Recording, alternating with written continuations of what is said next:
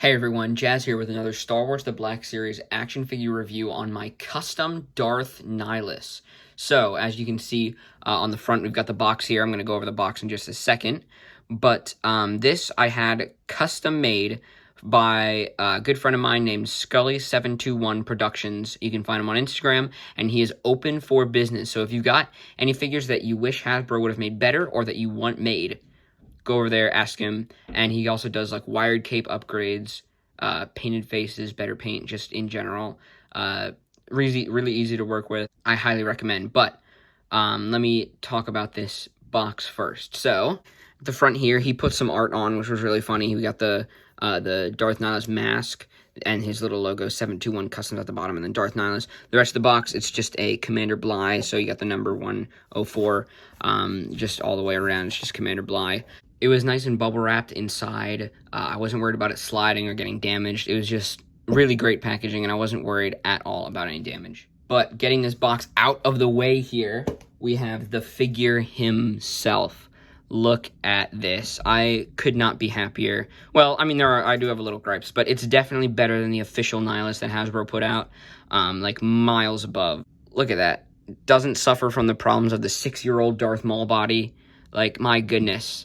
I'm just going to be gushing over this thing the whole time, because the fact that someone made this, like someone that's not part of Hasbro, made something, like not part of any company made something like this, is just super cool to me. So, let's take a look at the accessory first, and then we'll take a look at the figure. So here we've got the lightsaber that Scully sent. It's got a little bit of wear on the black parts of the hilt here, but it's still just the SH Figure Arts Darth Vader lightsaber. So that works because this figure is much taller than the average Black Series figure, and this saber is much longer than the average Black Series saber here. Here I've grabbed one of General Grievous's sabers for comparison. Here you go. Much longer. As you can see, the hilt is around the same, but the blade extends at least like almost another centimeter, I'd say. So that's really awesome. I'm definitely glad that he packed in a lightsaber. And the blade will just pull out like that. It's got the slanted edge, so it only goes in like this one way. A little disappointing, I think, we do have a little bit of paint rub on the inside of the hands when you put the hilt in. But once you get it in there, it stays in really well, and you can move it around. It's not gonna, like, the hand looks loose, but his fingers will hold the lightsaber in, so that's awesome. Taking a look at the whole figure, as you can see, it's actually the base body of Ebony Maw from the Marvel Legends line, which I really like that it's not a figure that I have in my Black Series collection. So, a little bit of comparisons here. We'll bring in for a head comparison.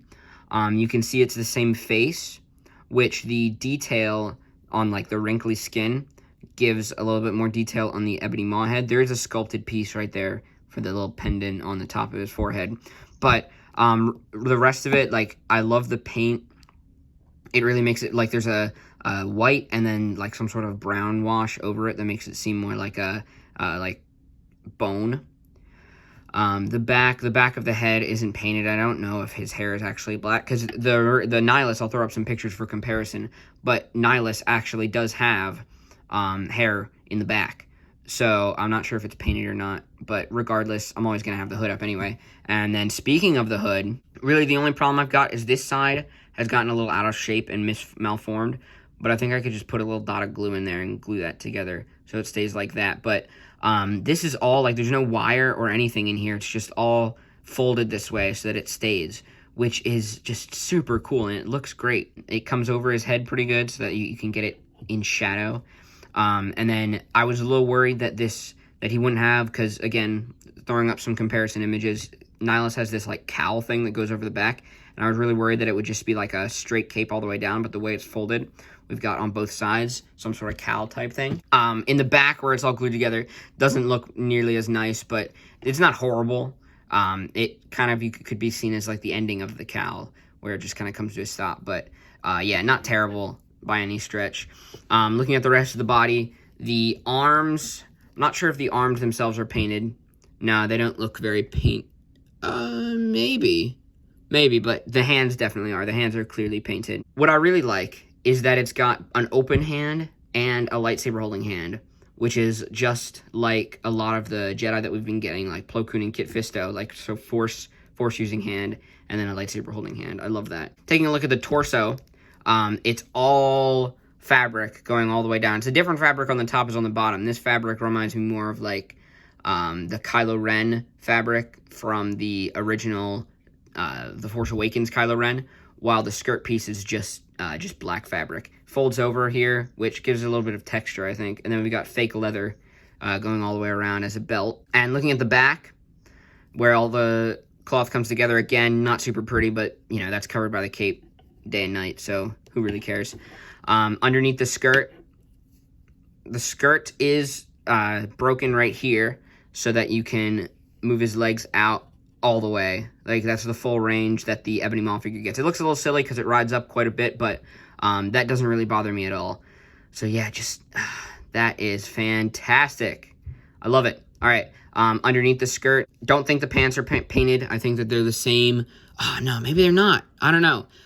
Under the camera, they look almost identical, but in person, it looks like there's a slight change. I can't really be sure, but definitely on the boots. The boots are definitely painted black. But yeah, it's got the same great detail that the Ebony Maw figure has. I love that Ebony Maw figure, so I really like that this translated well.